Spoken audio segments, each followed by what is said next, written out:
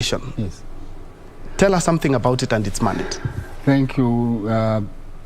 Intergovernmental Relations Technical Committee is a statutory state agency that is charged with harmonious, effective intergovernmental relations between the two levels of government.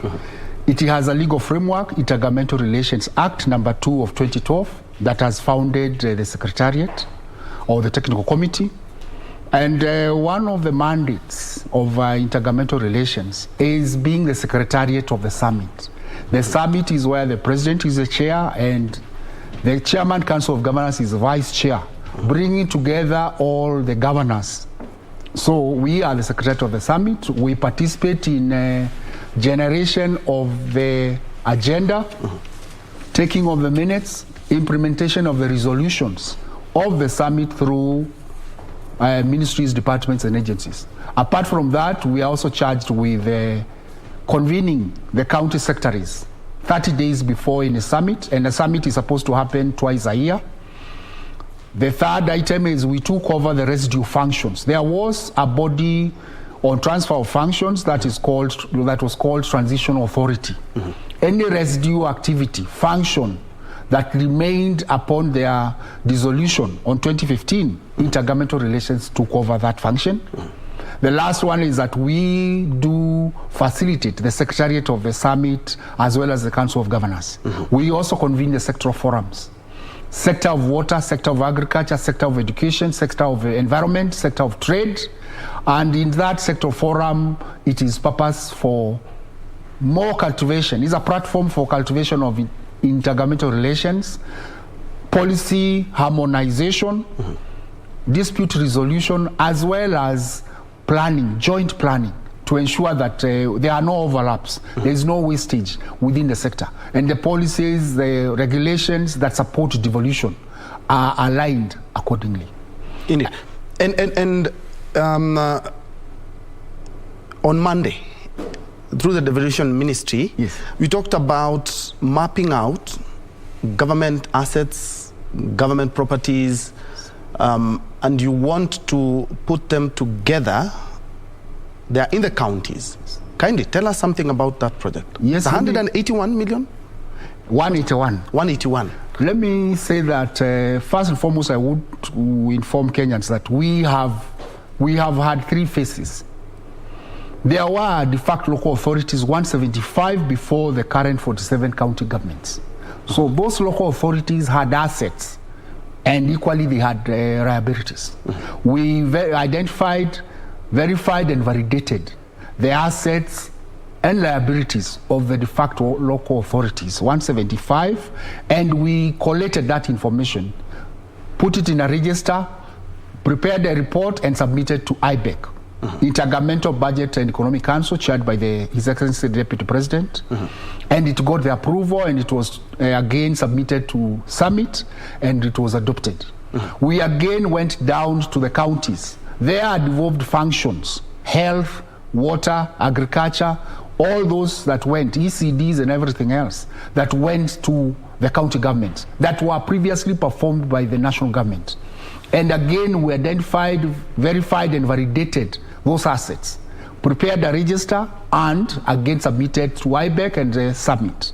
Those 2 registers, those are 94 registers from the from the 47 counties, relating to de facto local authorities and the devolved functions. We are on phase 3, where we are undertaking valuation. We are ascribe and attach value to every asset that we have identified. After that, we will go to the transfer, which will be undertaken by the National Land Commission together with the Ministry of Lands. But on Monday, we now launched, through the leadership of the Principal Secretary, State Department of Devolution, we launched the national exercise of valuing those assets, so that the first phase of 26 counties shall now, between Monday 14th to 2nd of April, for those 3 weeks, we shall be able to undertake that valuation. We have the support of the valuers from the State Department of Lands, the National Land Commission. And we also have valuers, mechanical valuers, because we will value plant, vehicles, machinery. that was left, dozers, tractors, all those that belong to county councils, town councils, and urban areas, municipalities, they will be valued. Though they have depreciated, but they will be valued so that then they can be transferred. For those assets that cannot be valued, like old furniture, obsolete computers, they should and they shall be disposed by the respective county governments using the Public Procurement and Disposal Act, and also, of course, taking care, especially on computer items, in regards to environment. So this is a valuation exercise. It's a national exercise that is very serious, because among the aspects that we want to achieve is to safeguard the public property. Second is to ensure that the counties get the correct value of the assets. And in those two reports I've mentioned, for de facto local authorities and also for the devolved functions, we have recommended liquidation options for the liabilities, because counties or local authorities rather, they had incurred some debts. There was some unpaid dues, even including pension.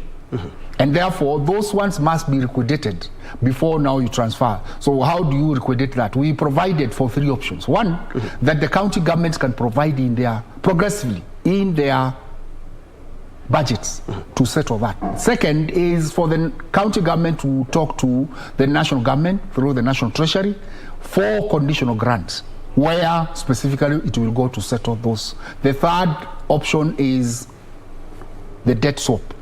National government owes the county government so much, like the rates of the Kenya Power vis-a-vis Nairobi, and they have a plot, they have land, they have a building, they can do debt swap. That is for the two levels, county specific with the national government. And we're talking about 181 million. Yes. Seems like a drop in the ocean when it comes to 47 counties. It's quite little. And what happens after this? Because some of the assets are owned by the national government, and basically every asset is owned by the national government, but there are some that are owned by the county governments. What happens to these assets? These assets, first let me say that in the development, in the collation of production of the two registers, we did a saving. The Transition Authority was to undertake, this is a residue function of the valuation of assets, of the preparation of the respective registers of the assets and the liabilities. That was supposed to have been done by Transition Authority. But we took it over legally as a residue function, and we did a saving. Whereas the Transition Authority had asked for 4 billion. We came up with a framework, IGRTC, and we undertook those two levels of the registers with support from the National Treasury of 440 million. So when we now come to valuation, and you say 181 million is a drop in the ocean, no, we have quantified everything. We have taken care of the logistics that are necessary. We have taken care of even the software that will be able to generate these reports, so that promptly as it is undertaken, we have taken care of the technology that the valuers will use. We will no longer now go to the other, there is a technology that they are using. So the generation of reports is promptly, and therefore 181 million is adequate. And we will be able now to deliver the report on valuation. And this report on valuation is so critical to every county. So I would urge that every county participates. We may have some resistances, like we had the governor for Meru does not want that to be undertaken because there is some perception that there is rand grabbing or anything. The assumption of office of the governor requires that there is a section, a provision, where the chairman, who is the county secretary, shall produce the register of assets in the assumption of the governor. So there is no governor who should be an obstacle. We have worked with them. We trained. We did gazette notice that on valuation. And the Council of Governors, the Attorney General, Minister of Lands, State Department of Devolution, Intergovernmental Relations Technical Committee participated. The Minister of Infrastructure. We have had an interagency walk in this process. And there are also structures. There is a national steering committee led by the PSs in the participating departments, led by the chair, who is Mr. Julius Koril, the PS for devolution. Dr. Moragori is a co-chair of that national steering committee. And I participate at that level as a chairman of IGRTC. Then we have the National Technical Steering Committee, the National Technical Coordination Committee, chaired by the Chief Executive Officer of IGRTC, bringing all the technical departments together. They offer secretarial, logistical, and financial support to this process. Then we have the County Assets and Valuation Committee, that is chaired by the County Secretary and co-chaired by the County Commissioner, so that the two levels of government participate in the valuation of this exercise. Yeah, and indeed, that was supposed to be my next question. Some of the challenges, because at the end of the day, we are looking at defunct county government assets. Yet since 2013, we've had governors. There are some who have been ousted. Yes. Some have actually been defeated in the 2017 general election. How do you merge all this to come up with a clean and safe and sure and confident report that we have all our assets without any challenge whatsoever? The importance of this valuation exercise cannot be gainsaid. It's a one-off. It has to be done. It has to be given all the attention. It has to be done.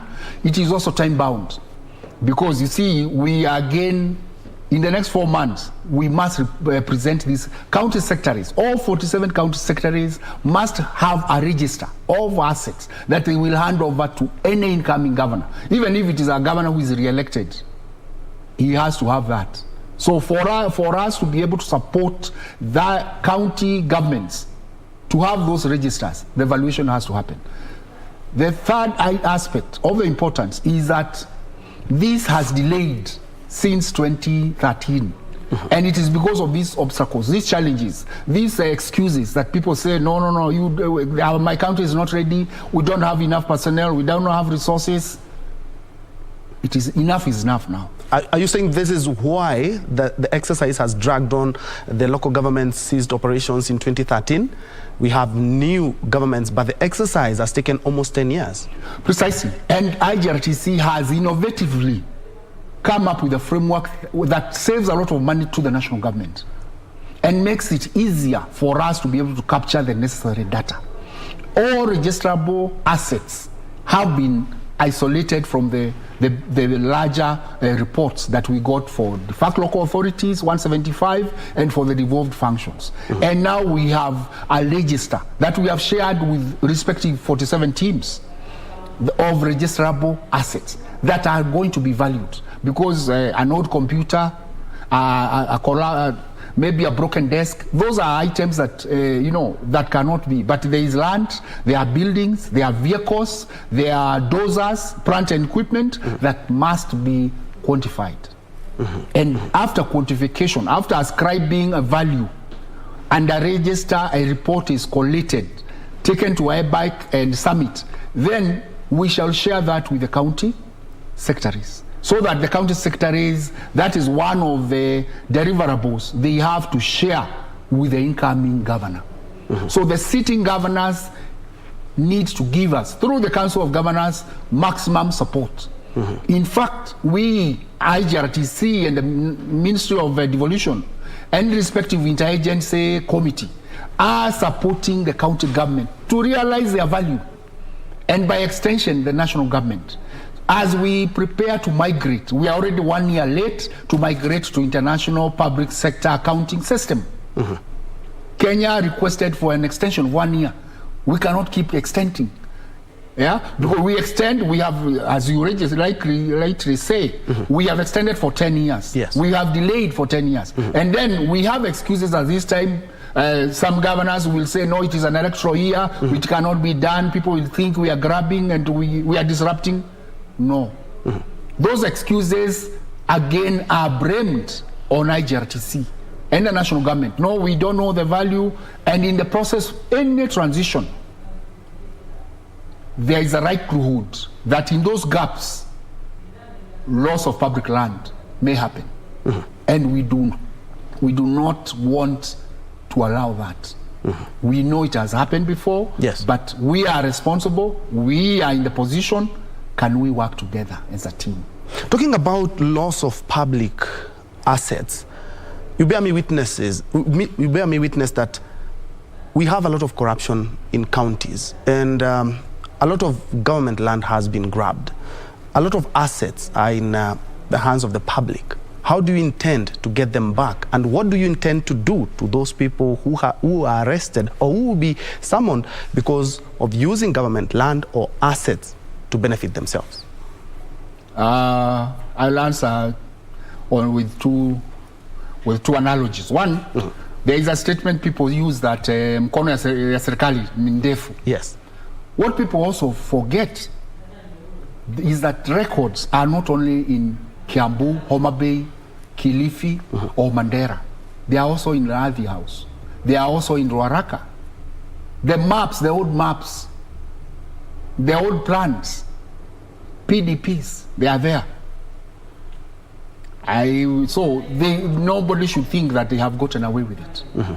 Second is that right now IGRTC has been requested by Senate to give the status of some plots of Nairobi, which, you know, Nairobi, they are saying they want to sell some of these products, some of these plots, so that they offload the 4 billion that they owe KCB.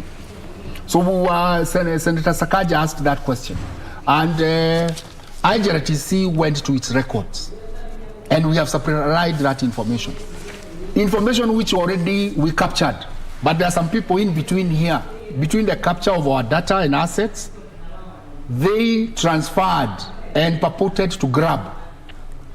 But that record is with IGRTC. It means, therefore, that many people may think they are getting away with it. But the record is with IGRTC, it is with Radhi House, it is with Ruaraka, the survey office. So, no doubt that we are moving in. And with this valuation, we'll be locking the gaps. We'll be closing the gaps of theft, plunder of public resources, and more importantly, ensure that the counties henceforth shall report their value in the financial reporting, annual financial reporting. And with that entry, then it means that it will never be lost. Yes. If it comes in the next financial reporting that it is missing, you have to explain where it went. Okay. So it is enhancing accountability and transparency, and also safeguarding public resources against grabbing. So you can comfortably say that all the assets that the government owns that are in the individual's hands, they will be seized from them and returned back to either the county government or the national government? Automatically. Because we have registers are there at IGRTC, registers are there at lands, registers are there also in a survey office. And all that, now it is the element of tracing. The document tracing, and therefore your records. How did you acquire in 2015 2 acres in Isili, which were Nyayo Ward set aside land? Yes. How did it become private? Yes. Yeah. So how did it become private? There was a cemetery, a public cemetery land. So how did it become apartments? How did you build apartments in Bungoma on public cemetery, for example? Yes. How did you make it a car wash in Kakamega? A public plot. So all those things. Yes. Yeah. How did you? This is a water plot that is supposed to have a water tank for supplying people, and yet you have made it your stage for your matatus. I can tell you for a fact that you as an organization who have a huge task and very limited time, because you've talked about by August. Okay, we will touch on that and also look at how we look at the pending bills. Of course, there are some governors who leave some pending bills and some debts. How will we transit to the next government? But before then, of course, we are with John Morogo, who is the chairman of IGRTC, which is currently on an ambitious project to check on the government assets and return them either to the national government or even to the county governments. But for now, let's now cross over to the Sarova Pan-Afric Hotel, where the National Council for Population and Development are holding a meeting there, and we have our very own Kamche Menza there to give us more on the same. Kamche, if you can hear me kindly, what's the latest?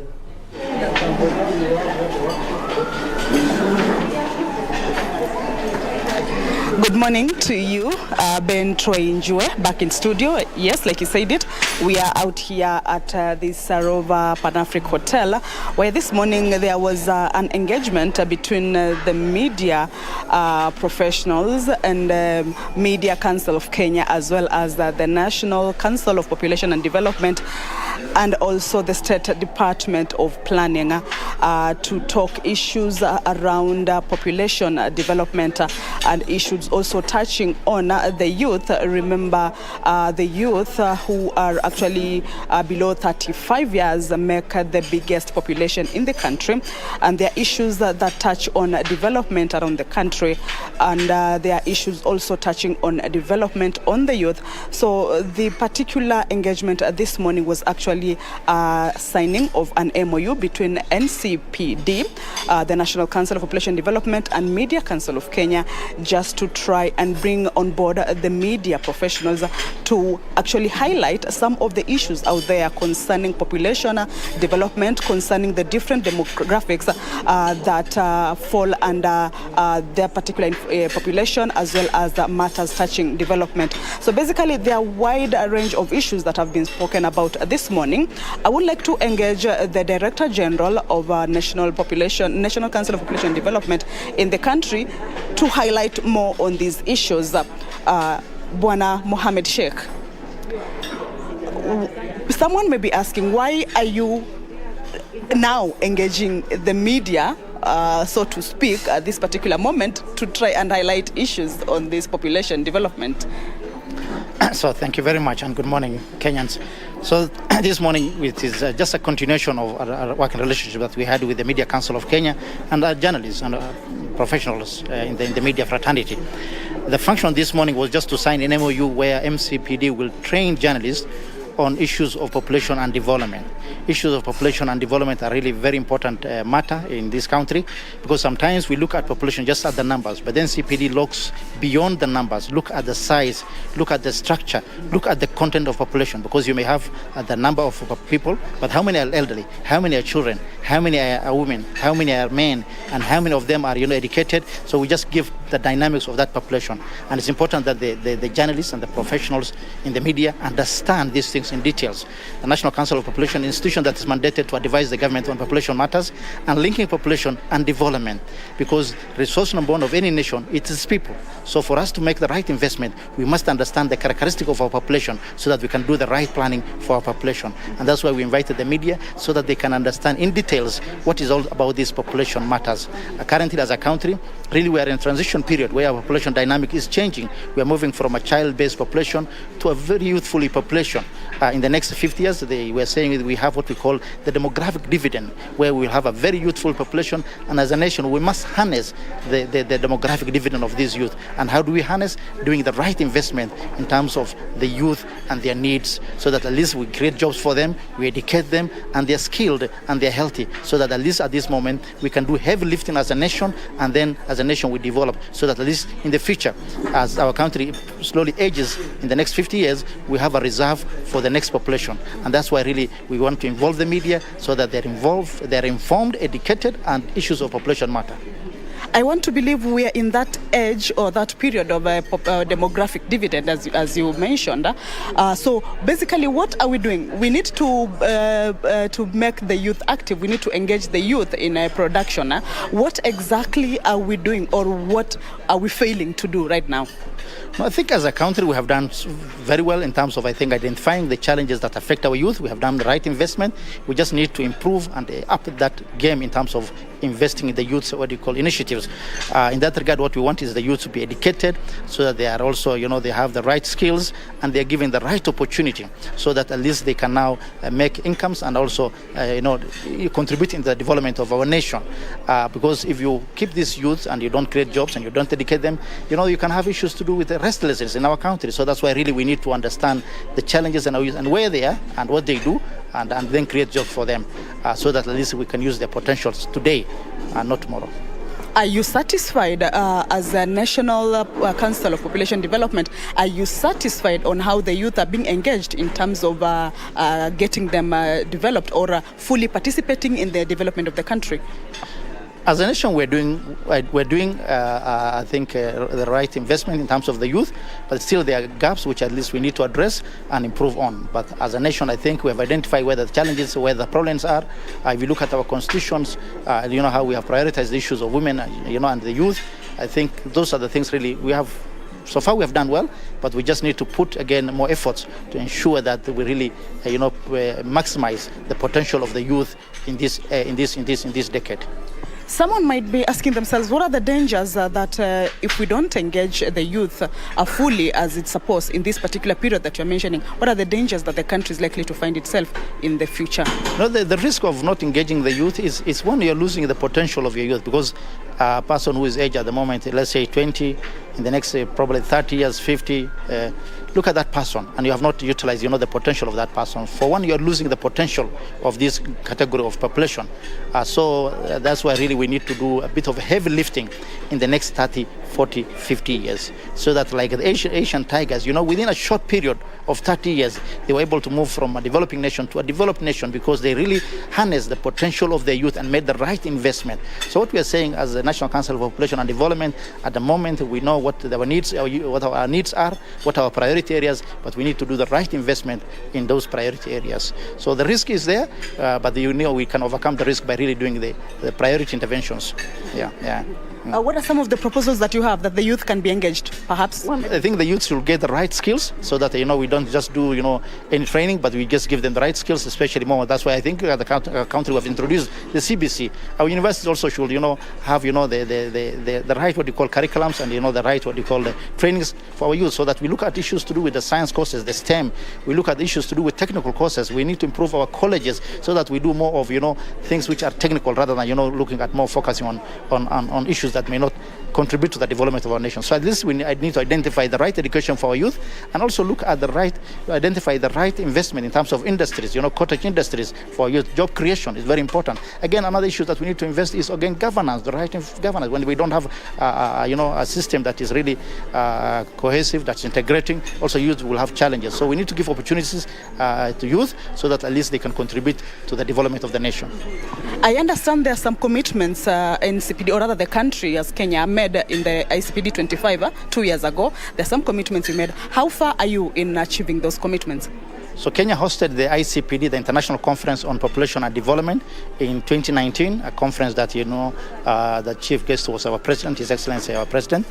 We made 17 commitments. They were global commitments, they were country commitments, and then also there was regional commitments. As Africa also, we made commitments. So Kenya made 17 commitments, and these 17 commitments, they are mostly looking at issues of zero gender-based violence, zero maternal mortality, and zero unmet need for family planning. So far, the 17 commitment, we have done the first and the second progress report, and NCPD monitors the progress. It is implemented by various ministries. NCPD, the National Council for Population and Development, coordinates these activities. So far, I think we have made some progress, and we are trying to get, resources to make sure that at least we accelerate the investment in this area. One issue that you also mentioned that might affect development and population for the youth is the teen pregnancy. How bad is the situation from where you sit? How bad is the situation? So teenage pregnancy is, again, as NCPD, the National Council for Population and Development, looks at teenage pregnancy as an issue of developmental challenge. We are having a national steering committee chaired by the PS State Department of Planning, and that really there's a proper coordination at the national level and at the county level. Really, it is something that we must end for us to make, strides and in terms of our development. So again, we're working on that with the various ministries who are dealing with these issues, and our partners and the society and the community at large. Yeah, thank you very much. Okay, thank you so much, Mohammed Sheikh. Yeah, thank you very much. All right, Troy, like you heard it from the Director General, National Council of Population and Development in the country, just touching on some of the issues and some of the measures that the country is trying to put in place to ensure that some of the developments targeting to improve the country's economy are actually achieved. So basically, that's it from here. Back to you, Troy, in studio.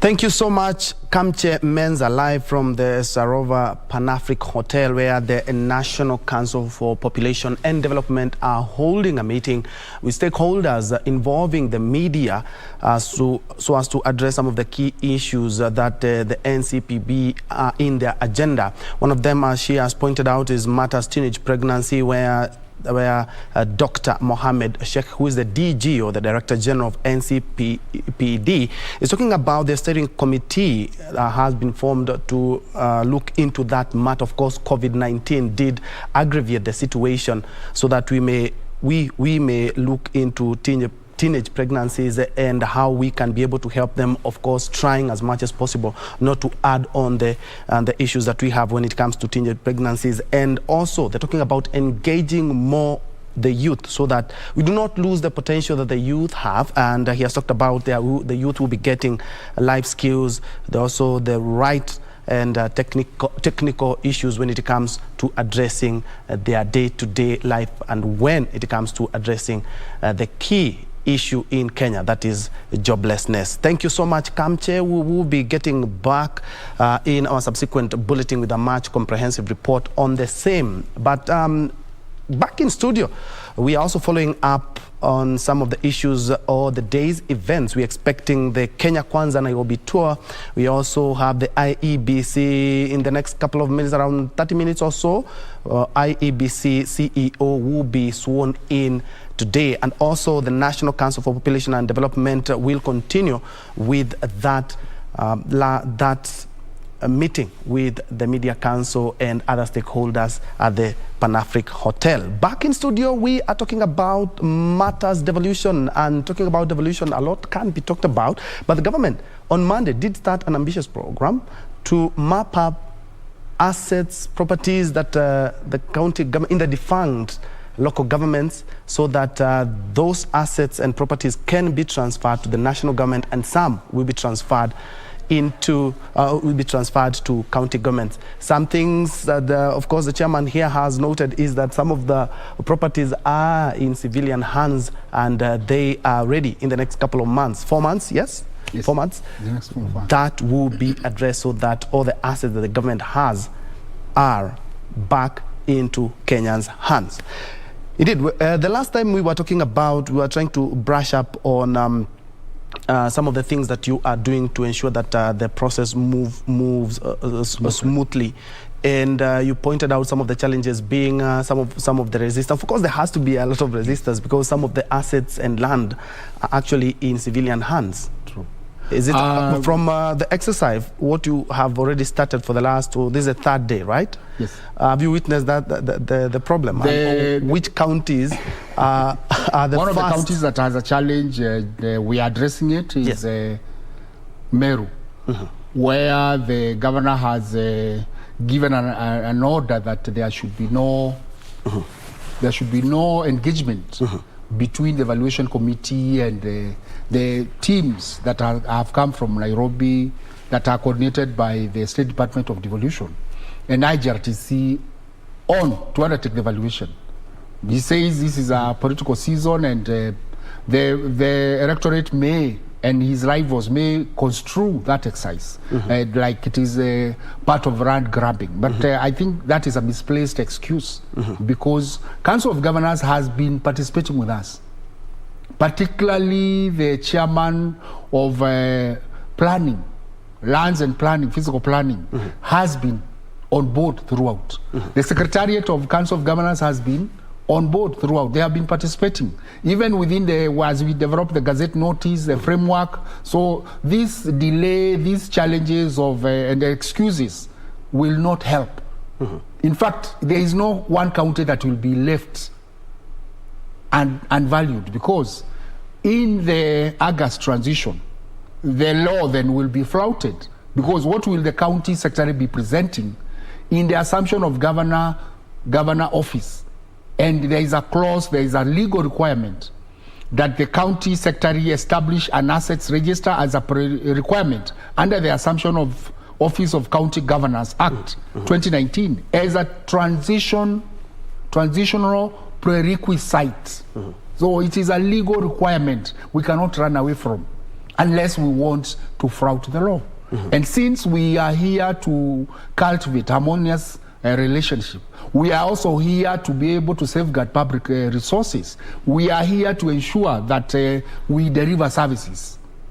Then we should not have any objections, and we have already started the engagement of the governor for Meru through the Council of Governors chair, His Excellency Wabora, so that then we can have the exercise continuing. We cannot afford to stop. Indeed. And we are looking at the report. After the report is written, it will be submitted to IEBC for verification? No, to IBEC. Intergovernmental Budget and Economic Council for approval, for noting and approval, and then transmitted again to Summit. After Summit's approval and adoption, then IGRTC will be mandated by the Summit as the Secretariat to give the National Land Commission, the State Department for Lands and Planning, all those documentations, so that then county to county specific, the National Land Commission, which is charged constitutionally to administer and manage public land for and on behalf of the national government and the county government, then will be able to undertake the transfer documentation. In the 3 days, have you noticed some land or properties that have been seized by unscrupulous individuals? No, not as yet. Not yet. Because what we did was, as I mentioned, the teams are in the counties, 26 counties, phase one, and they did the first inception meetings. They did the mapping of the areas. For example, I did go to Machakos yesterday, and the inception meeting took cognizance of the fact that we have 8 sub-counties in Machakos, and therefore the team of 15 will have to divide itself into 3, so that they are able now to undertake that exercise within the next 3 weeks. So respective teams in the 26 counties are scheduled. The first day inception meeting, and they schedule a planning meeting, and then today they are expected to go out. Although by yesterday, the Rakaniri County was already valuing vehicles and the other aspects. So it is the speed of every county, of respective county evaluation committee that is now at hand. But we have any challenges as the Intergovernmental Relations Technical Committee, as well as the Principal Secretary for Devolution. We are at hand to be able to address any emerging challenges. Yeah. And we are in an election year, and in the next less than 150 days, we will be at the polls. And you as IGRTC, you are planning to be done by the same month. Will the elections... Our exercise is ending in May. In May? The evaluation. And therefore, by that time, we should have submitted respective registers to Summit and IBEC. And upon their approval, we give it to National Land Commission. Why? Because the asset register by the county secretary shall be presented to the incoming governor. Whether it's a governor who was there and he's continuing, or an entirely new governor who's been elected, then that has to be presented. And we cannot therefore afford to be part of a legal flouting. We cannot allow that, because we, IGRTC and the interagency, National Steering Committee, we are charged to prepare the evaluation reports and then ensure that the National Land Commission shall be able to undertake the transfer, have the registers in every county by the first week of August, so that then that becomes part of the documentations to be handed over to the new administration. So we are running back to back, time bound, but we are focused, and we have the teams. And the 2 phases, the second phase of 21 counties starts in 15th of April to mid of May. And then after that compilation, as I said, the technology allows prompt development of the report. It is just compiling and submission to the Summit and also IBEC. Talking of incoming governments, we will be having a new government in the 47 counties, and even the national government in less than 150 days. The pending bills. What happens to the pending bills? There has been an ongoing challenge and conversation. There is an element of blame here and there. 2 levels of government keep blaming each other. Counties talk about the national government not releasing resources, shareable revenue in time. National government says there is no commitment by the county governments to pay. In November of 2019, the current Cabinet Secretary for Treasury wrote to 11 counties which had pending bills of as early as 2013 unpaid. Since 2013? Yes. And he flagged them out and he told them Kiambu was one, Kakamega, I remember Narok and Garissa. And he told them, among others, he told them that we will not give you any share of revenue in the next quarter unless you give us a schedule of commitment on how you're going to settle this. And that will be signed by the governor in front of the, so that we see now we are already bankrupting the local businesses. We are affecting also public accounting systems because we have pending bills. You continue procuring, yet you are accumulating bills. And therefore, we must put a stop to this. And they gave their schedules. But no sooner had they been allocated the resources, they went back to bad manners. Today, the same counties, and even a bigger number of the counties, have pending bills. I know the issue of which is a pending bill and which is not. When you commit, of course, it becomes a commitment that you have to pay. When I deliver a service, tires, petroleum products, stationery, I grade a road, you have already commissioned me, and you are taking political credit, but you are not paying. And it was in your budget. So what happened between allocating me the work, commissioning the work, me undertaking the work, and paying? So there is a challenge of course with the counties. The issue surrounding the accountability, their budgets, and then the payments. There is a challenge. I think basically I would say it's an issue of accountability. The commitment, because you cannot commit 5 kilometers grading, and the money is in the budget. You cannot also, even the money of the given grants by the World Bank on a program we call KUSIP, Kenya Urban Support Program, where the drainages, street lighting, development of markets, all that, and yet as a World Bank grant, you are not able to account. You are not able to pay the business community. We are bankrupting them. They run to the bank, they take loans, they go for overdrafts with the hope that because this is a World Bank project, then it will have a turnaround. So I will have not suffer any. People are being auctioned. It is very sad. And the people who are being auctioned are the local community, business community that we need to support. Counties came to support hubs of economic development. Part of that economic development is supporting the local business community. So when a business person goes to bank, gets a loan, comes and services the government, supplies tires, supplies, grades a road, and then you cannot pay, usually. I think that is beyond even comprehension in terms of, As the chairman, we have seen this back and forth when it comes to pending bills each and every year. And all those who have not been paid by counties are always disgruntled. Even others have decided not to do any business with the counties. Do you think perhaps legislation can assist? Because this is a recurring problem each and every year. No, it is not the issue of legislation. We have all the laws. When you are undertaking a tender, when you are undertaking, you are advertising a tender, you must have resources. There was a circular from Treasury and even Head of Public Service that do not undertake any procurement unless you have money in your budget, unless you have the resources to undertake that.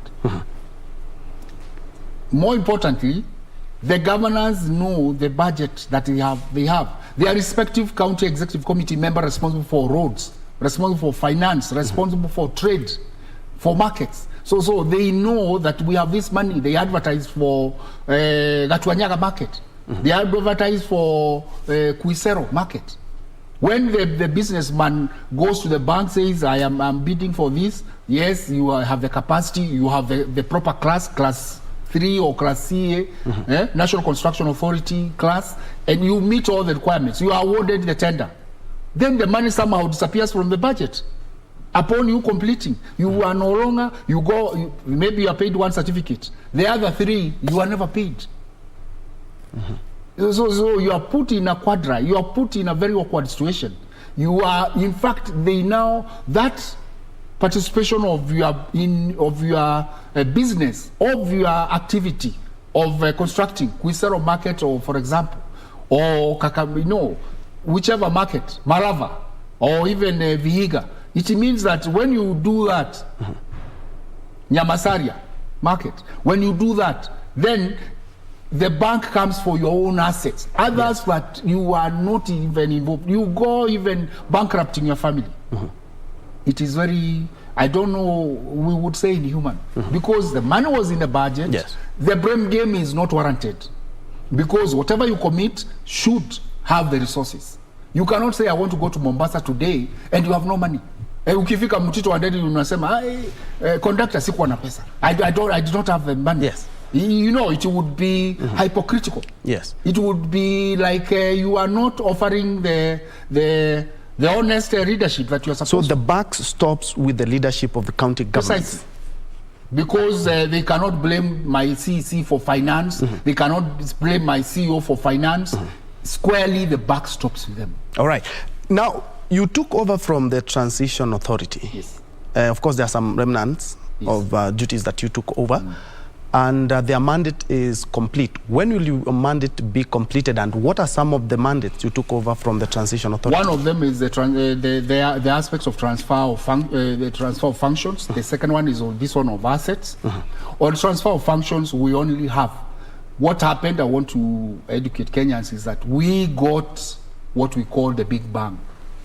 The pioneer governors demanded from the national government, His Excellency the President, in the first summit, that they want all the functions allocated under Schedule 4, Part 2, 14 functions, be devolved automatically.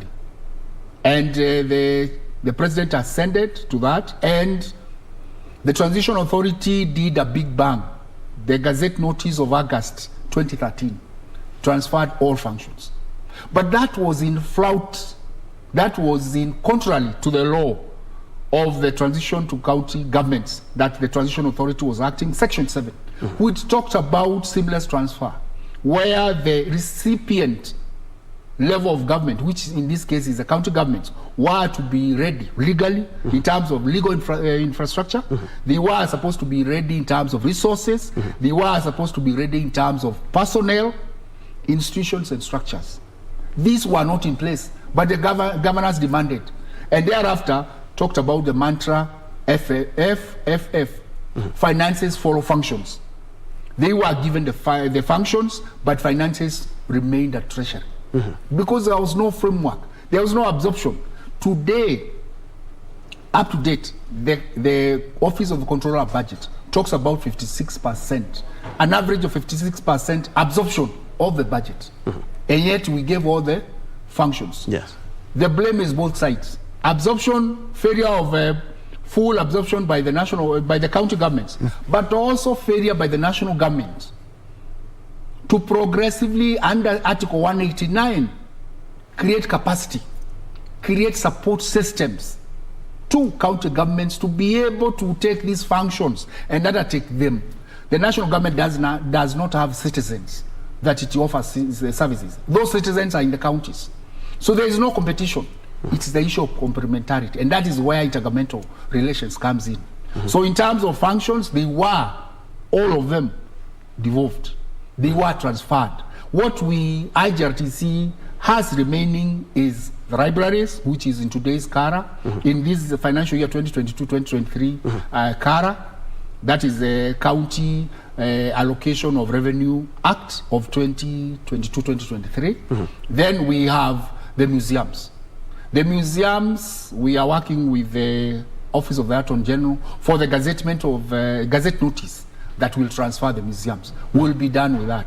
But that does not mean that we are over with the transfer of functions. It's a fluid or it's a dynamic sector. So do you have a mandate like the Transition Authority that you'll have a couple of years and then you'll also give the baton to another commission or council? No. Yes, you're here to stay. Ours, we are permanent insofar as insofar as devolution is there, because the two levels of government, in their very nature, are political entities. They are led by politicians, and therefore there would be friction where the interpretation of the law, the manner of leadership they offer, the aspect of the ambit in terms of how far can I go. There are also what we call overlapping functions. We call them concurrent. There are exclusive functions, 35 for the national government, and there are 14 for the county governments. But there are those, water is one of them, and health. But water is one, water environment are the ones that are more concurrent. For health, national government has the responsibility of health policy and referral hospitals. In terms of agriculture, it's the county governments that are supposed to undertake that. So in terms of functions, we only have those two remaining. But there is the aspect of either level of government can transfer. You know, we have a running issue. Nairobi Metropolitan Services. Yes. And the transfer of 4 functions by the county governor of Nairobi to the national government. Before August, that deed of transfer has to lapse because the incoming governor expects to inherit and to take over full mandate of a governor. So we have that issue. Now we IGRTC with other interagencies, the Attorney General, the State Department for Devolution, the governor current sitting in Nairobi, NMS itself, and the 4 functions that are being performed by the national government. We have to prepare the requisite reports. They are supposed to do that so that the financial status, the assets register, inventory, what projects are complete, what projects are running, what pending bills do we have, because they also are doing tendering. Yes. And they have tenders that are running. What litigations, they have also been taken to court, are pending. All that information is supposed to be ready before August so that again we retransfer and we seize the deed of transfer from operations. That is an interagency activity that should be driven by the summit, and IGRTC as the secretary of the summit is in consultation. No. And now, looking at, you work closely with county governments, and we have witnessed a lot of wastages and a lot of corruption. How do we curb this? Because there are other issues that we have to deal with. We have to deal with, of course, ensuring devolution works. We have to deal with pending bills. We have to deal with county duties. How do we curb wastages in the first place? How we curb wastages? The former MP for Mbere South, Reverend Honorable Mutava Musimi, yes, talked about auditing the constitution. That was 2015. But unfortunately, he was voted out in 2017. That has not been done. 2023, it will be 10 years of devolution. We have not audited. We have over 520 legislations that have been undertaken by the 11th and 12th parliaments in support of devolution and also other sectors across the country. The question would be, when are we going to audit the constitution? We know the cost, so that we know the cost. Intergovernmental Relations Technical Committee is charged. When a transition authority was in existence, it only costed 5 sectors. But we have so many, all these sectors that have been devolved. The 14 sectors are supposed to be quantified, costed, so that one function is known, it costs so much against the population of a county. And we allocate the money with that formula. That is to be undertaken by the Commission for Revenue Authority in conjunction with National Treasury and Council of Governors, Intergovernmental Relations Committee. But the Council of Governors, yes, it pushes for that. National Treasury refuses. Because of the challenge. It talks about allocation of shareable revenue, allocation of resources is dependent, of course, on the consolidated revenues that are audited for the last 3 years. Public wastage is the back of the leadership. It is the back of the leadership on the commitment that you are doing public good. Anybody in a position of responsibility, influence, accountability should exercise as such. I know it's a presumption. It does not happen. The other aspect is the citizen. The citizen must, Article 1, sovereignty of the citizen must be practical. It should not be assumed. When you surrender under Article 1, 2, under Article 2, where this government can exist, any government can exist directly, you can exercise this power directly through your elected leaders. So members of parliament, senators, they become lords instead of becoming servants. And therefore the citizen again loses. So the citizen has to come up. Today, the County Government Act provides under Section 85 for the County Continuous Civic Education Committee. That is to be funded by the county government to provide the awareness so that when they take the budget down, people are able to understand. When they talk about project priorities, people are able to understand. No county has ever established that. Why? So it's an issue of leadership. There's no commitment. They don't want the electorate to know. If the electorate are aware, like those budget activities, they are most managed. Intergovernmental Relations Settlement Committee commissioned a study on public participation. And we found the threshold are sadly very low. They are tokenism, placating the legal requirements, stage managing. You know, we go to this center and so and so. Inflation. Will talk. Njue will talk. Ocheng will talk. Mama Siombua will talk. But nobody else. You get? So we still manage the budget hearing, the public engagement, and we are back to office. And we implement the budget the best way we know. And inflation. Precisely. And you see, that is why you see there are many bridges collapsing. A bridge of 8 million, and you know, others are collapsing. Many buildings are. All this is public wastage. The public also, we are the taxpayers. You need to stand. We must be able to come up. We must create. Where did the civil society go? Where did the faith-based organizations go? Why are they not creating progressive awareness, sensitization of the people? We talk about public participation in all thresholds, policy development, regulations, project prioritization, budget approvals, Those are being circumvented. PDPs. But you will find a PDP of a market, per development plan, advertised. No citizen knows.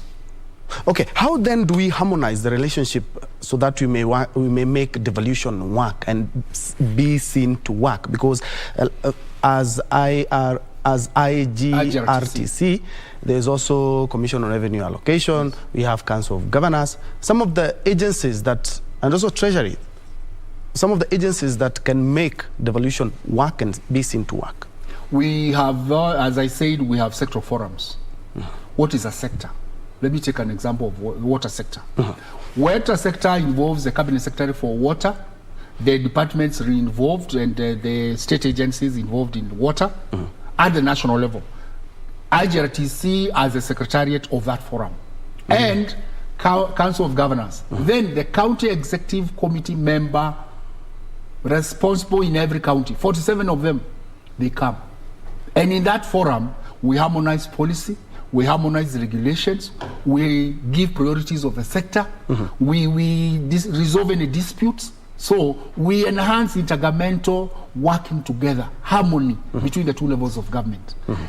IBEC is one of the most effective and efficient intergovernmental forum. Why? All 47 county executive committee members responsible for finance come together. And under the chairmanship of the deputy president, intergovernmental relations participating and Council of Governors, we approve the budget and we resolve disputes. We also approve any regulations in relation to taxation and also in relation to budgeting. So that those forums, we have the IBEC, Intergovernmental Relations, Budget and Economic Council. We have the sectoral forums. We have the summit itself. We have the Council of Governors. We have Intergovernmental Relations Committee. Those are structures of intergovernmental relations where we cultivate relations for better service delivery. And and of course, if those agencies do their mandate and the leadership of the county, then devolution will be seen to work. You've been at IRGTC for a while now. How can you rate devolution? Because in some counties it seems to be working, while others a little are lagging behind. I would say, in general, devolution is a huge success. It is the biggest dividend that Kenyans got from 2010 Constitution. If you ask a resident of Mandera, with all those difficulties of the governor, who is in the governor and who is not, the deputy becoming, if you ask Wajir, if you ask Wajir resident that let us take back the government to Nairobi, they'll fight. Why? The amount of resources, shareable revenue they have received since in 2013 is tenfold what they got since independence. So devolution means a lot. They can now see tarmac, they can now see electricity, they can see health centers moving, they can now get boreholes to water their livestock. There is support that is coming on bursary, education, ECDs, vocational training. Devolution is a huge success. It has transformed lives. Though there is that element now of the pending bills. But in terms of transforming, we have 47 county governments. We have 47 assemblies. We have progressively since 2013 had structures of government. We have county treasuries that are operational. During the pandemic, the summit worked with the Council of Governors and the Minister responsible for health to ensure that every county has a bed capacity of 300. So progressive capacity building, especially in respective sectors. There are reforms you can see today in tea, coffee, pyrethrum, cotton. We are making progress. There are also, there are obviously those challenges: corruption, misappropriation of funds, pending bills, poor leadership, and non-accountability, the political turfs where they want to impeach the governor and all that. Yeah? And others that flout the procedural legal stages that are supposed to be done. For example, level 6 hospitals are supposed to be under the national government. But Nyeri has Othaya, level 6. Kiambu has the one for Kenyatta University Referral and Teaching Hospital. Then Kakamega was doing one. It has stalled. It has spent 6 billion so far. It wants to transfer that incomplete facility to national government. What happens to the 6 billion, which was shareable revenue for Kakamega residents? Yes. Who will compensate them? Those are the issues that IRGTC has to grapple with. Today, NMS has done 15 health facilities during the time that the 2 years that they were given the deed of transfer for Nairobi. And it has done a lot of opening up of link roads, opening up and street lights and everything, creating security, safety, non-motorable areas, enhance the supply of water and all that. Proper planning, because the docket of planning and lands is under them. But what happens to those assets? Sustainability, the long term, when they are no longer in operation. Can NMS become a state agency, rather a county agency for that? Just like how Nairobi Water and Sewerage Company is an agency of the county government of Nairobi. Yes. Can we enact law? That is the responsibility of the county assembly. We can help them think through, because the deed of transfer may lapse, but the efficiency, the focus, the purpose, the planning, the utilization of the resources is more focused and appropriate by the NMS. But how then do we sustain that? Okay. In 10 seconds, what more can be done to actualize devolution? In 10 seconds, as we wind up. I think that what can be done is more accountability. All levels. Accountability. All levels. Okay. Indeed. All levels. Thank you. I feel responsible. The Mwananchi feels responsible and asks the right question. The leader, governor, the president, the cabinet secretaries, principal secretaries, everybody in a position of influence becomes accountable and feels patriotic enough to serve the country. Thank you so much. That has been John Borugo, who is the chairman of Intergovernmental Relations Technical Committee, IGRTC. They are shedding more light when it comes to matters devolution, pending bills, and harmonizing the operations, especially in counties. Keyword is accountability. You also, as a voter, you need to be asking the right questions so that you ensure that all our funds and devolution does work. Indeed, that's where we put a cap on this discussion. But don't go away. We are getting into matters politics, and I can see my panel of experts standing by so that we may actualize that discussion. We will be right back after these messages.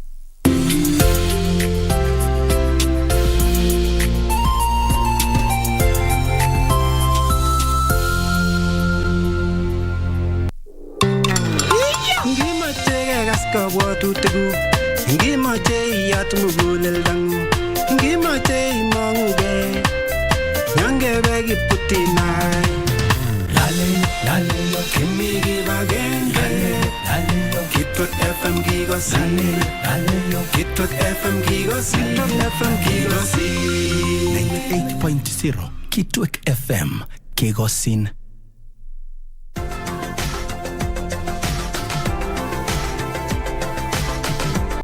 Are we seeing a decrease, a decline with as far as burden is concerned, or we are still seeing more cases of TB? In 2020, I think we estimated to have about 139,000 cases of TB. That would mean every single day there's 90 people dying from TB. It would mean a bus of 60-seater bus crashing every day. What are some of the possible complications if TB is detected late? TB is curable, so come seek treatment, you will get cured.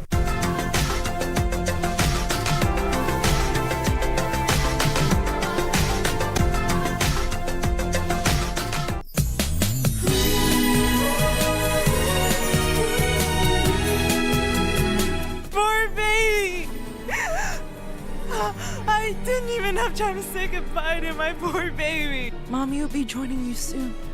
Mommy will join you. Could you just calm down? Give me my daughter back! Give me my daughter back! Give her back! Your daughter's death was the result of your negligence as a mother. How could you blame us for that?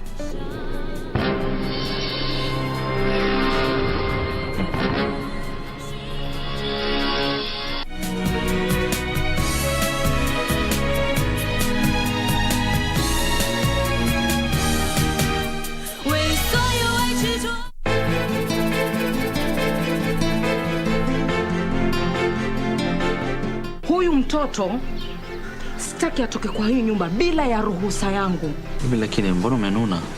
Kwa mja papenda? Muona babake Maya? Sasa huyu anakuja kutugombeza sisi kuhusu Dingu. Yeye ndo amelala naye ama ni sisi? I need you to testify. Sorry, I cannot do it. Usipoishughulikia upesi itakuua.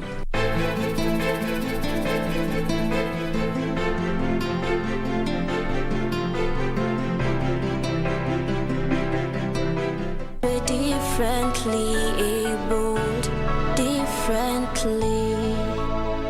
We are very privileged to announce that the next cohort of Innovate Now, which is the accelerator program, is officially launched, and we are receiving applications. Many people lose sight, they somehow give up in life, so we take them through an intensive program of guidance and counseling. Me losing sight, it came as a result of the impact I had So it resulted to something we call a retina detachment. We're differently abled, differently.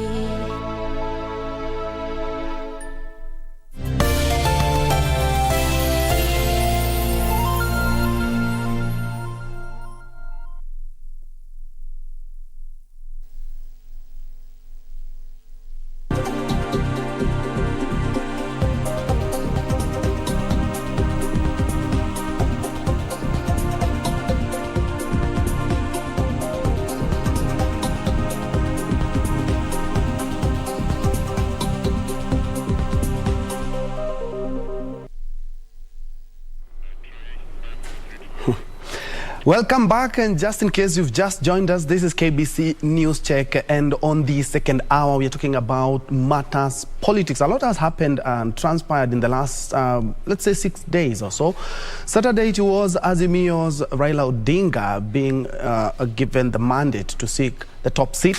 Yesterday it was Deputy President Dr. William Ruto's day, because actually yesterday was very instrumental because he severed the ties, the Jubilee ties, and now he is in UDA, and he actually got the blessing of delegates to contest for the top seat. A lot has also happened in the political spheres when it comes to matters coalition, and perhaps the newest will be the IEBC swearing in of the CEO, and the event, according to the program, was supposed to be taking place any moment now, and we have our reporter on the ground who will be keeping us afloat on that, because the CEO is supposed to be sworn in by Martha Koome, who is the Chief Justice, any moment from now at the Supreme Court. Welcome back. We have Charles Omanga, who is a governance expert and also an advocate of the High Court of Kenya. Charles, karibu sana. Thank you. The last time we were with you was during the LSK elections. Yes, during the LSK elections. Yes, and we had an interview before we knew who was going to be president. Now you have a new president. Yes, he has already taken office. We were with him, I think, the day before yesterday. Yeah. And the elections themselves, the turnout, the new office bearers. What do you make of it? You are an officer of the court. I think all those who managed to get opportunity to serve us with the president, Eric Theuri, congratulations, and the entire council members that were elected with him. We hope, and actually we believe that they are all equal to the task, and they will really ensure that all the issues of membership are well taken care of, and also in terms of relationship with other institutions of governance in this country. Well, the turnout was so low, 5,000 people, and you have an 18,000 members strong? Yeah, and then the turnout was quite disappointing, and I don't know why. I think maybe the recent wrangles, and now people, I think maybe the general membership, actually there is quite a constituency that really felt that there is no need. But at least we thank for those who turned up and exercised their democratic right. It is a very, very important event in the calendar of the members of the Law Society of Kenya. Yeah, and we hope, of course, the new office bearers will actually return the fire and the glory that is LSK, because it does a good job being the watchdog for Kenyans. Yeah, of course. Yes. Away from that, IEBC new CEO is being sworn in any moment from now. Less than 150 days. Yeah. And you do remember Krieger had talked about IEBC and preparedness. We're supposed to have done everything. The commission should have been well constituted even before an year to the elections. Do you think it's something that may cause jitters? I think maybe from some quarters it may, but I think from where I sit, election is an entire process, and the CEO, the office of the CEO doesn't work in isolation. There is a secretariat that actually runs day-to-day activities of the commission, and therefore I believe, and the new CEO, Mr. Mohamed Marjan, is equal to the task because he has been with the commission. So I don't really think there is something new that might not hinder him from hitting the ground running immediately upon taking the oath of office that might take place in the next few minutes.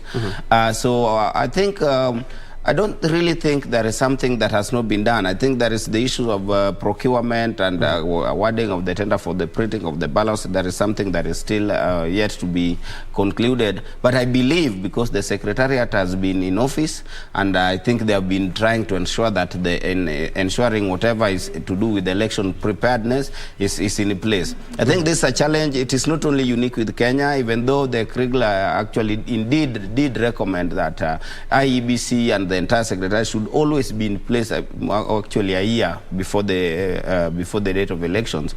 But I think because we had the Secretariat back in office, so I think everything is in place. And still on IEBC, there are talks that they will introduce a bill in Parliament that will bar candidates who lose during the party primaries or the nominations from vying as independent candidates. What do you think of it?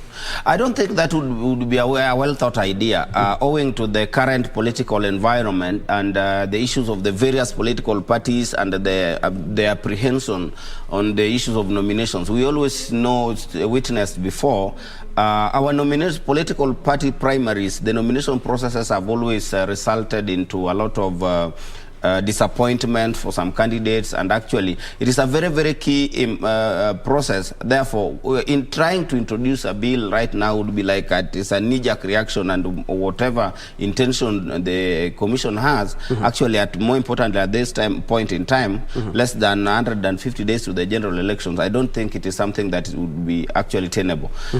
Because if you are trying, you know, the issue, this is a democratic process, and actually I do believe that for a law to be passed or a bill, there must be something they're trying to cure.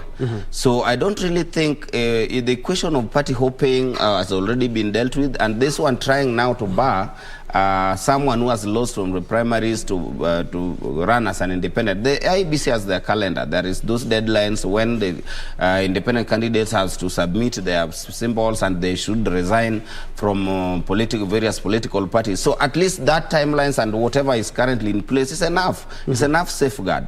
So I don't really think it would be necessary and or for any benefit to try to bring certain legislations that would really interfere with the electoral process coming from the Commission itself. I don't really think so. Other than time, because IEBC is really rushing and working against time, other than time, would you support that notion that the moment you lose the party primaries, it's game shot for you, no party hopping? It would curb party hopping? I think I would also think I would look at it from both sides, because one, I think party hopping also always bring a lot of disruptions. But again, apart from the remedies that we have from the political parties, the internal party dispute resolution mechanism, the political parties tribunal, and even the courts, I think the timeline would not really help much when someone really want to pursue a legal process as to ensure that whatever injustice that might be occasioned in the entire process of nomination would really be sufficient. So I think the timing is what is of concern to me, because if you really want to, because you see now there is a lot of people are already upbeat. The candidates, those who want to present themselves for election for various political positions, are already organizing themselves. And then if you try to bring a bill right now, and maybe a change in legislation or whatever clause that they really want to amend, and to what effect and to what end, that has not really been explained. Because you see now there would be the element of public participation. So what time does the IEBC have? They also have a lot of things on their plate. There's continuous civic education. They must try to educate voters, that those who have not really understood the entire process and the new amendment that came into force the other day. So at least they really have a lot of things to do other than amendment of the legislations. So at least for now, because based on this time, I don't really think it would be actually reasonable from where I sit. And as a governance expert, you did watch yesterday's coronation of the Deputy President to fly the UDA flag during the 2022 succession politics, which are less than 150 days. What do you make of his speech? He did tour into President Uhuru Kenyatta and his government, the same government that he is still working in. I think the speech in its entirety, actually, he tried to bring on quite a number of issues. There are certain 5-point agenda, issues of economy, issues of state institutions, and even the relationship between the people and the institutions. Okay, let me just interject there. First of all, let's have a clip of what the DP did talk about yesterday so that we may be abreast with what we exactly are touching on. Let's first of all listen to DP Ruto yesterday during the UDA National Delegates Conference.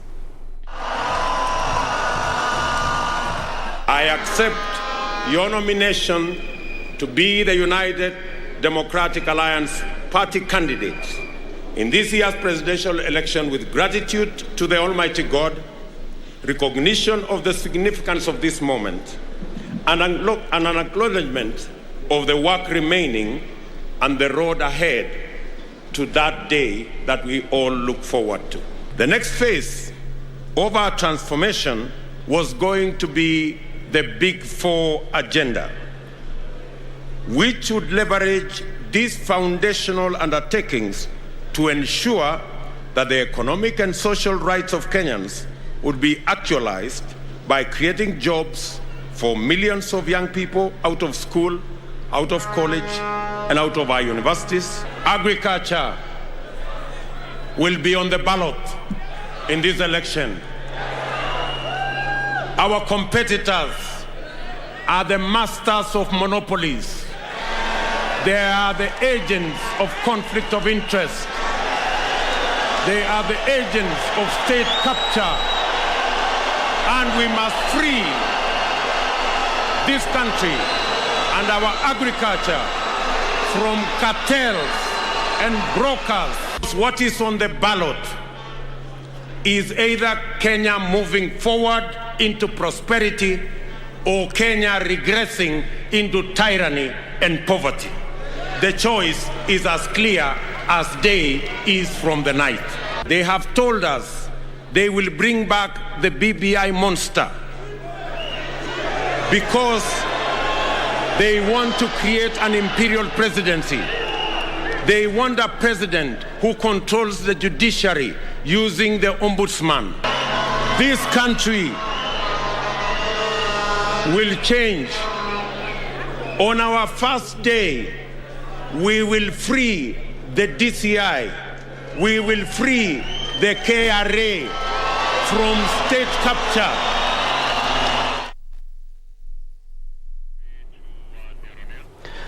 That's just an extract of what DP Ruto talked about yesterday when he was accepting the nomination for the presidential candidate for the United Democratic Alliance. And well, Charles, you've had some scathing attacks there, freeing the DCIs, talking about the Kenya Revenue Authority, which is an autonomous body, and talking about the Big Four agenda. Some of the things that he has talked about state capture.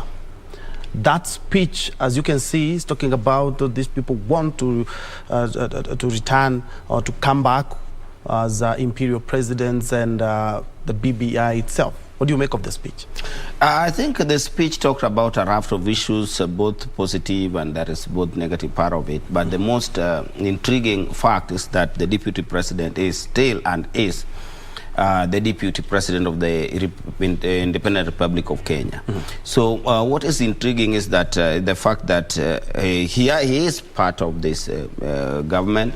And indeed, if you watch, there was a comment he made that it is the president that requested him that he take a marginal role because he wants to work on his legacy alone.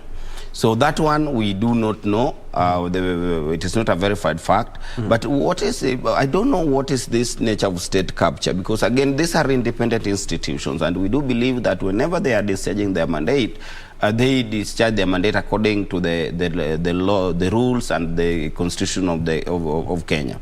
But again, you know, it is a political season, so sometimes you can never underrate or wish away the political side of all these things.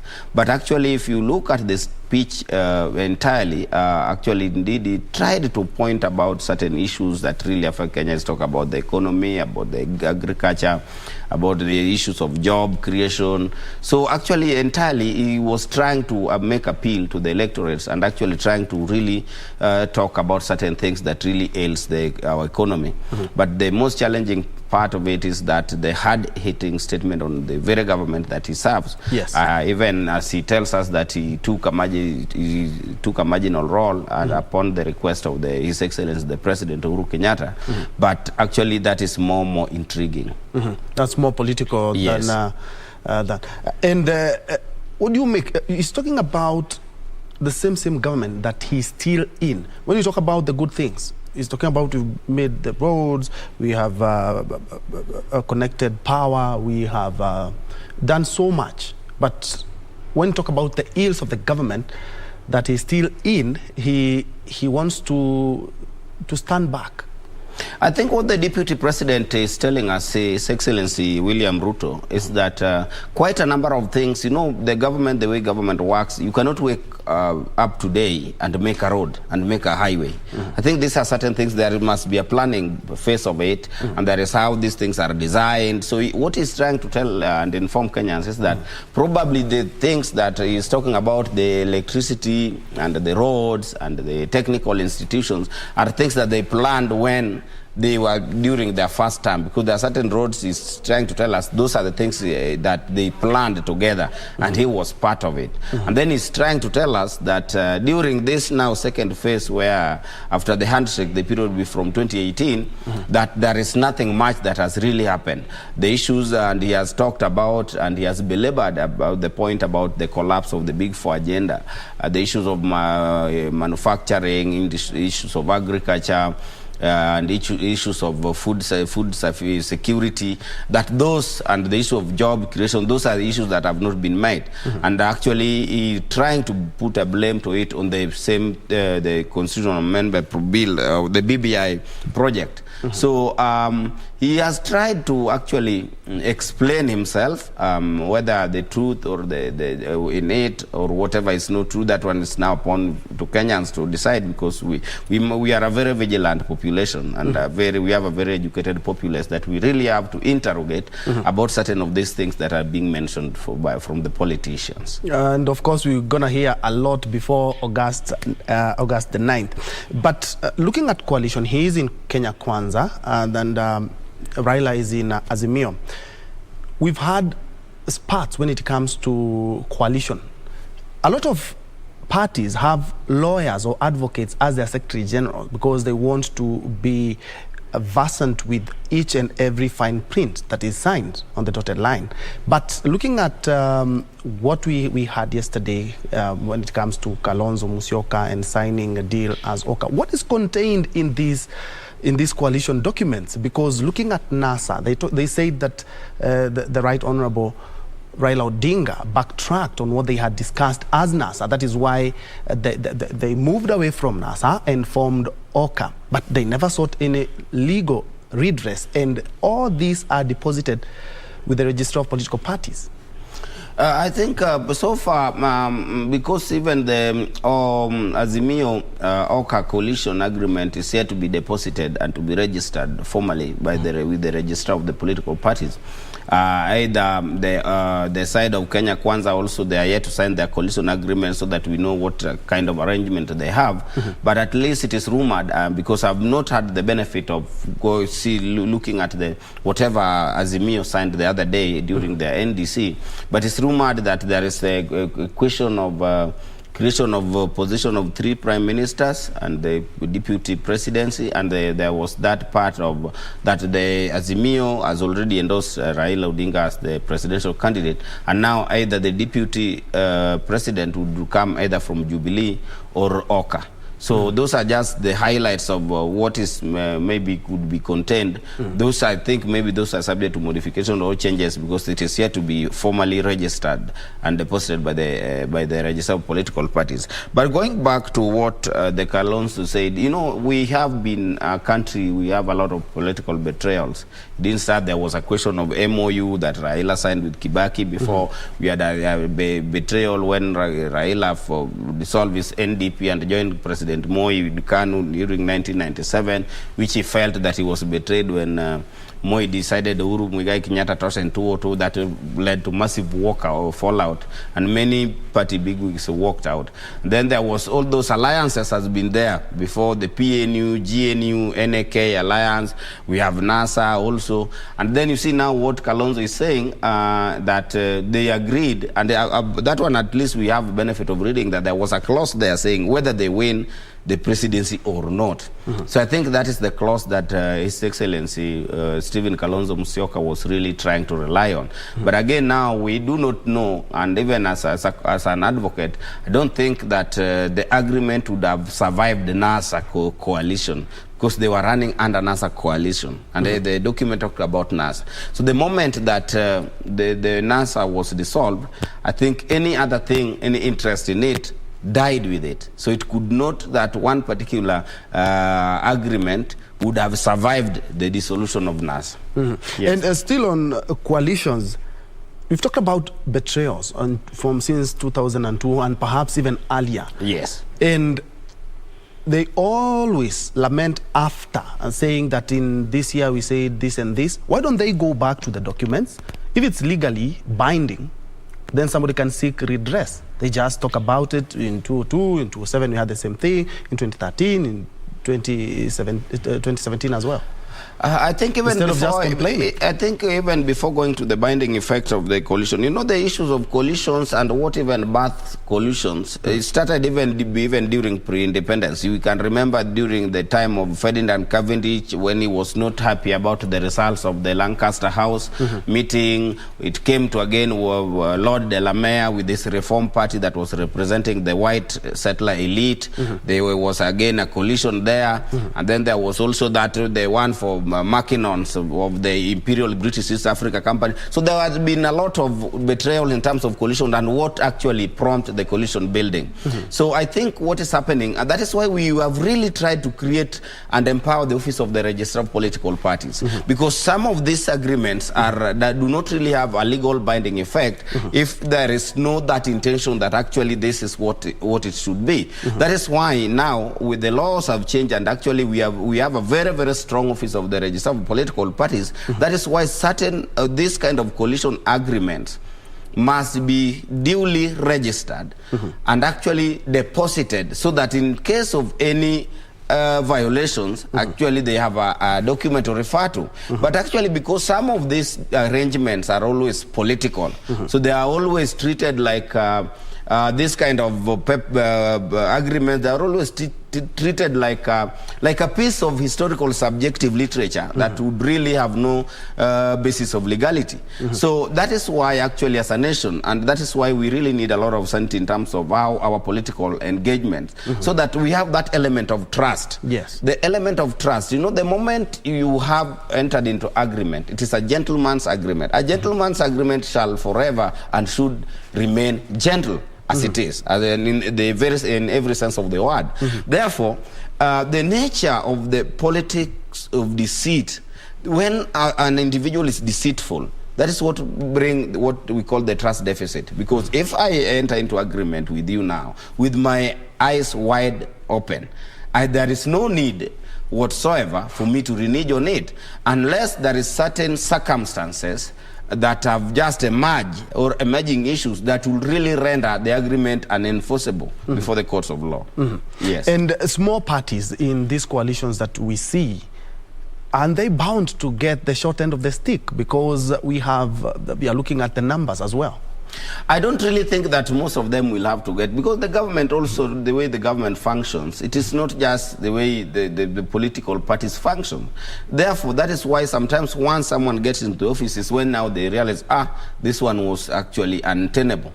And more importantly, you see, we have had even Kalonzo Musyoka Senior Council complaining that actually they have not really understood what is in the contents of what they signed. So imagine if Wiper, Democratic Alliance, and OCA can say that they have not really understood, they will still go back to interrogate in fine print what really it contains. Yes. So you can imagine what these small parties, what really awaits them. And actually, you know, most of the Secretary General of these political parties are advocates of the High Court or lawyers for that matter.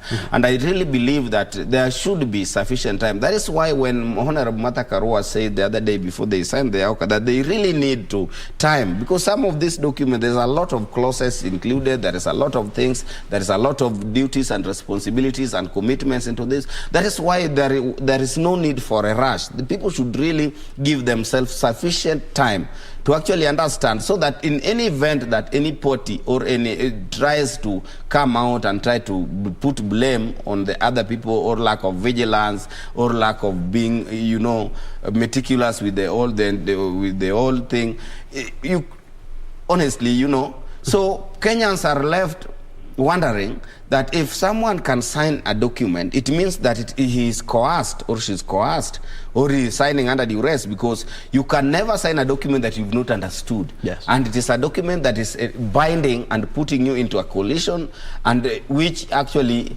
is hoping to form the next government. So it means all those arrangements, all those whom you represent, because these political parties or these individuals, there is a constituency that they represent, and those constituencies have a lot of anticipation. They really want, they have a lot of trust that whatever will come out of this arrangement is something that would be beneficial to them. It's something that would ensure there is enough medicine in hospital. They will ensure that the issues of infrastructure are sorted out, the issues of taxes are sorted out, the issue of joblessness is sorted out, the issue of agriculture. So the moment that a leader would really enter into, it would mean it would be it is a serious betrayal in terms of the electorates and the individual that such parties or coalition represent. Indeed, and a lot of Kenyans are waiting to see how the coalition will shape up as we wait for that party primaries in the next 3 weeks or so. And some have said that this is the best test or litmus test or dress rehearsal for that matter for the 2022 succession politics. A lot of enemies, a lot of friends. How is it going to pan out? At the end of the day, they haven't signed the coalition's documents as yet.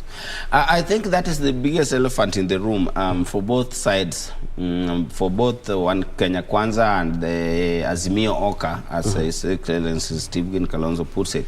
And actually, you see, they say that they have not really formalized the arrangements, because the party primaries is really what, because I had His Excellency Kalonzo Musyoka the other day before he flew to their rally in Tharaka Nithi, saying that he wouldn't expect that the ODM would field candidates in his Ukambani backyard. He said it in live television, you know. So you can imagine, because now if they do not agree on joint primaries, and then all these individual parties would field candidates individually, and that is why this coalition agreement, we saw the other parties, UDF, UPIA, signing within the coalition itself. They signed coalition also agreement with the Jubilee Party. So you would really wonder, and that one will actually leave a lot to be desired. Yes. So as against a certain coalition that actually would really have a certain party or a number of parties based on how they will really agree. Because if these coalition agreements or this arrangement do not really spell out the mode of primaries and which areas and who to failed candidates, who not to failed, actually this is what is really going to be the greatest doing for either of the coalitions. So I think party primaries is something that people must really watch keenly, and it will determine from the party primaries whichever coalition that would conduct a successful primaries. I can assure you without any doubt that such party would be really poised to win the general election. But a coalition that would really have a lot of misunderstandings and disagreements and cases and over these party primaries would really have it rough in the August elections. So I think they must really ensure that the nomination process would be that one that is accountable, and it should be free and fair, and without any interference. Let the candidates talk to people, whichever party, and if I were to advise them, more importantly, the biggest coalition with quite a number of political parties, they really have to do mapping. If they don't do mapping that each and every place, then it would mean the main election itself, when these candidates will run against another candidate from a coalition where there is no these other parties, it means they will be giving a due advantage to the other coalition. And indeed, quite a mystery and a headache, because looking at the documents that have to be deposited with the registrar of political parties, Jubilee did sign a pact with some parties. Yeah, within the coalition, and they are still into an alliance with the likes of ODM. Does that bring a lot of headache? Because looking at the register of political parties, he has to ensure that whatever these guys have agreed on is followed to the letter, so that we may avoid the recurrent betrayal that we have witnessed when it comes to coalitions. I think, first of all, the law do not permit a political party to belong to two coalitions at one time. And actually that one, I think that is what informed the OCA team, where when they signed the agreement, they allowed the individual parties that they are free to negotiate, and at whatever time one feels that he has found another coalition that is really best suited with their manifestos and their intentions, then one is free to leave. Because you remember, KANU, even as we speak, is still having a coalition arrangement with the Jubilee Party. So that really posed a challenge. So that is why you see even formalization, the process of formalizing this OCA or Azimio or whichever Kenya Kwanza coalition, if whichever party that have within those arrangements, would really be a headache. Because actually, if the law, first of all, do not permit you to belong to coalition at one time, then it means there is certain coalition that they would have to resign, and then that process of resigning and then joining a fresh coalition, and with who? That one again will bring some internal sibling rivalry within a certain particular coalition. So they have to really be very, very legally conscious as to what would be the legal effect of those resultant actions. Yes. And as we wait to see how that pans out, because it's a good thing that as an advocate you've put it plainly that you cannot belong to two coalitions. We have KANU in OCA, and of course we have OCA that is of course in Azimio. Let's see how that pans out. But I want us to look at the international community. But before we do that, let me just check 2 or 3. Kibra Makina tuned. That is Florence Muluya. Abdorazak, good vibes. Watching live from Kericho, that is Kaldit. Doris Kutuyu, say you're watching from Lukume Market, West Cabras. Young Bisaka, watching from Voi. Of course, I will touch on others as we move on. I also see Josephine is also watching, said interviews on TV, very nice, especially the one Kiwana John Burugu. Thank you so much for all your comments and keep tuned in. We have the international community. As we speak, diaspora remittances have now overtaken all the remittances in Kenya, and also as a foreign earner. And I do remember in 2013, just before the elections, the international community did talk about choices have consequences. They referred to President Uhuru Kenyatta and his deputy William Ruto in regards to the ICC cases. They didn't want these two to be leading the country. And indeed, when they say choices have consequences, we also feel when those buttons are pressed. We have seen Deputy President William Ruto on a shuttle diplomacy to America and the UK. We have also seen Right Honorable former Prime Minister Raila Odinga. He is also abroad. The international community in politics and elections. What exactly is their play in here? Because looking at the economy, they have better economies, so they are like the big brother that we never had as Kenya. I think it is very, very important for any presidential candidate to actually really try that kind of diplomatic interaction, because you know while these big brothers have a lot of investments and in this country, and they have a lot of interest. Kenya is a bit more strategic for them in terms of engagement with the Middle East. There is a lot of security bilateral agreements on security, on economic relations, on trade, quite a number of bilateral arrangements as regards to economy, security, peace and security.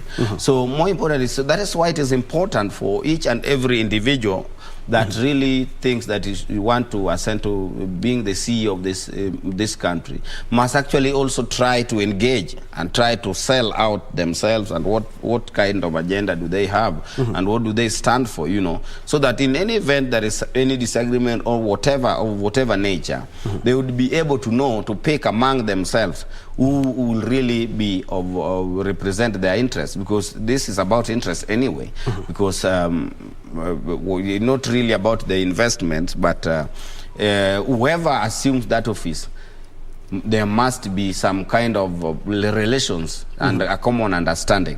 So that is why this kind of subtle diplomacy that is happening, the Honourable Prime Minister is in the UK, Deputy President was in the UK the other week, he was into the US, I think trying to lobby and trying to appeal also. Actually, it is not only to the big brothers, but also to voters in the diaspora. This time the voters, the diaspora are going to vote, and actually there is even a matter before the court in terms of that the time that was given for the diaspora registration was not sufficient, and then maybe the earlier on even the court made a pronouncement that whoever is in diaspora can only even register with this ID. There was a question, you must have passport, so there was a lot of bottlenecks. So actually for them, for presidential candidate to go in those countries, I also believe that they are also trying to appeal to the diaspora constituency. And in 2013 they were not able to influence, despite the fact that they had mentioned that choices have consequences. They did not influence the outcome of the presidential election.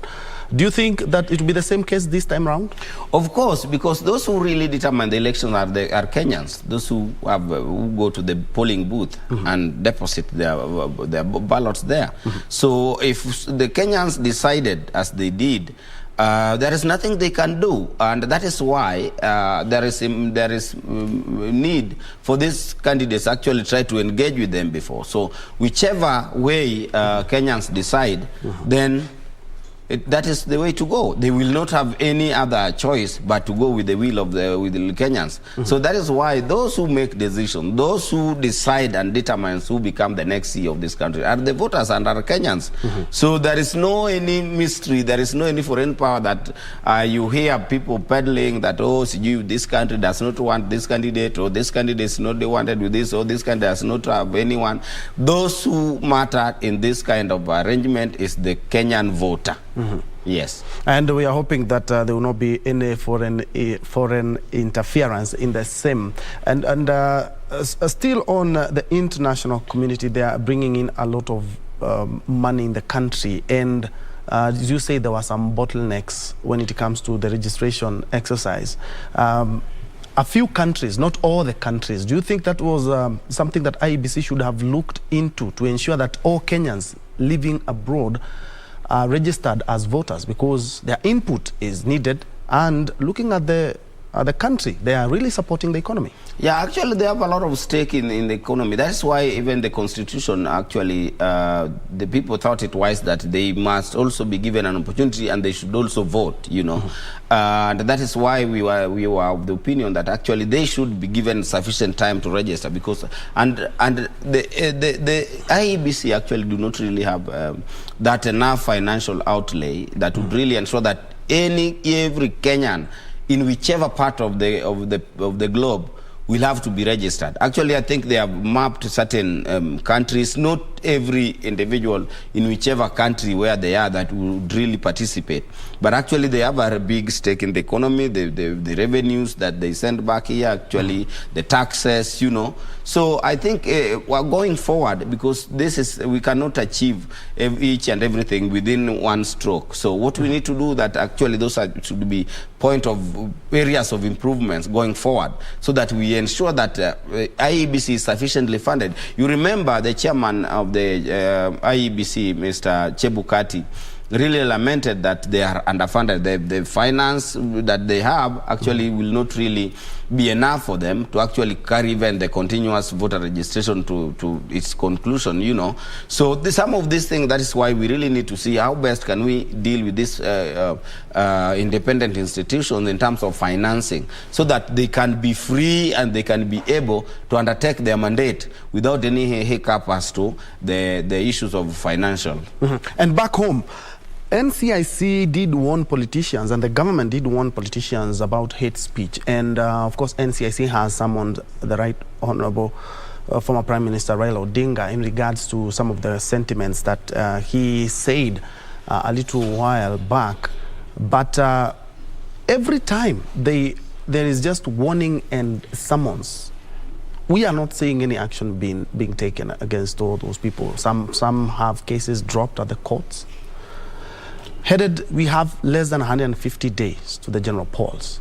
I think we must also recommend NCIC, because at least they are making strides. Before, we could not see certain big individuals or high-ranking individuals being summoned. So that alone in itself, we must really actually laud them for whatever the strides we are making. I told you that some of these institutions some of them are less than 10 years old. Some of them, they are just trying. These are certain institutions that were creation of the new constitution. And institutions always grow and develop with the time. And that is why we must also have very sound leaders that will have to ensure that we have proper legislation in place that will really give these institutions a biting teeth. That's why we said that the EACC must also have prosecutorial powers, so that they can really prosecute without having to rely on other arms of government or other institutions to do the same. That's why NCIC also must also be empowered, and we ensure that they are well equipped with all even the machines, the issues where they can be able to monitor what goes on where, so that they don't really rely on reported speech that so and so was here. They must also be actually ensure that they have all the necessary human resource and all the technical and manpower that is needed to help them and aid in their daily operations. But what we really have to, being a country that we've witnessed what we witnessed in post-election violence of 2007 and a bit of 2017, 2013, the 2013 you know, those kind of things. The politicians must be sensitive to a level that they know that each and everything that comes out of their mouth must not be such that will create animosity or will create anger on whichever side that feel agree with such comments. We are in a very, very volatile environment right now. The political atmosphere is highly charged, because each and every side, because the way the race is shaping, it is shaping towards two coalition or two-horse race between Raila Amolo Odinga and William Samoei Ruto. And actually, because there is even more NDCs that are to come, and there is more coalitions, there is still several parties. I've seen even the Green Congress Party will always NDC. We never know which side of the coalition they will join. So actually, it is something very, very sensitive, and it should be incumbent upon each and every individual, and even at the level political party. The leadership of each and every political party or coalitions, parties, must ensure, and they must also have their own internal mechanism, how they talk to their aspirants. And I'm happy and glad that the various political parties are having those aspirants meetings. I would really urge and advise very respectfully that they must also have a session on trying to advise and tell whichever their supporters or MPs that belong that there are certain comments that are not necessary, at least at this point in time.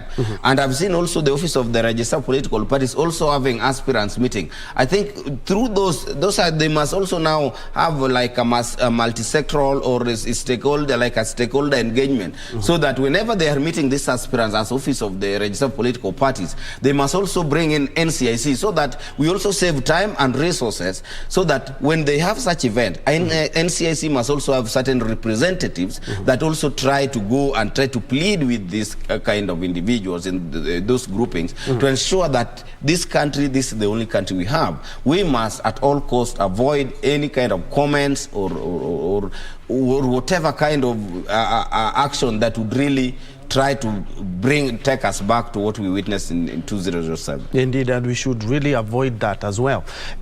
Less than 150 days to the general polls, but all candidates are keeping their cards very, very close to their chests when it comes to the running mate, which is a question that a lot of people are really keen on following it up. How do you believe it's going to change the political landscape and indeed the 2022 general polls? I think the biggest challenge and the headache is the choice of running mate. And actually that's why I think each and every side is trying to backpedal and actually to mark time to see what will the other side come up with. Because actually the choice of running mate, I can assure you without any doubt, is really going to also be a determinant factor on to which side wins the election. And you know, this issue of about 50+1 is also something else, because actually you might get even maybe the whole votes, but again the law demands if you don't get more than 50% in half of the counties, again now that would not really help. So actually the issue of running mate, I think the people and whichever side and their strategies are not sleeping, and actually to ensure that whatever choice, whatever bet they will be a winning bet. Between the two horses, as you just said, which horse seems to be having a big issue when it comes to the running mate question? I think both of them have this similar problem, because actually both their teams, they have all those who have that ambition. There is those within those certain formations that are really think that I am the one suitable, or whichever their supporters are pushing that we want this kind of individual, or it must come from this particular region, it must come from this particular region, if not this region, then that region. So I think the headache that they're having, both sides have the same problem. Yes. Equally. And also in the coalition itself, because I see ANC, some of the ANC party officials or even members of parliament talking about we want this seat, others say no, we need this seat, and also we have the same issue when it comes to Azmi as well. But looking at, as we wind up, looking at the campaigns and that we are having and the political temperature that is there, what would you say in regards to the forthcoming elections? 150, less than 150 days. I think you see now the law, we know our people, we are used to impunity, because you see now even the campaigns should have not, the IEBC have not officially declared the date official campaign period. I think it should be done maybe in the next couple of weeks, I think 2 weeks or so, before the end of this month maybe, or maybe in May actually. But we've seen like the election is being held tomorrow. Yes. So you know those kind of things. You know, if we are a disciplined society, I do agree that we are still a nascent democracy, but we are maturing up also anyway. But we must not be a country that we are people who just do things as we think and at what time. We must be people that, because if we are to wait until the official time for campaigns, all these meetings, they were to the political arrangements here and there, but not official campaigns. You know, we are in rallies, and we've been in rallies almost for the last 2 years yes, or more. More than a year. Yeah. So you see now that is not a bit healthy anyway. But at least as we move forward, we believe that we will actually learn from mistakes, all these things. It's a learning process. We know what we didn't do right last election. We see how best can we correct it and mitigate. Yes. Well said. I see Bernardo Thiambo, you say you're watching from Oyugis, Homa Bay County. We also have Muhia wa Kandara. You say Kandara well represented. We have Willie Njau, Nyeri, tuko pamoja. Thank you so much for your comments and for your audience. I have been speaking to a leadership and governance expert, Charles Omanga, who is also an advocate of the High Court of Kenya. Thank you so much, Counsel. It's always a pleasure. Thank you very, very much. Thank you so much for watching. My name is Ben Troy Njue, and Lensa Odingo is on the bottom right of your screen handling the sign language interpretation. But for now, we give rise to the Kiswahili version, that is Tamrini. But before then, we have Kurunzi Mashinani. But don't forget some of the news articles we are keen on today is the Kenya Kwanza Nairobi tour today.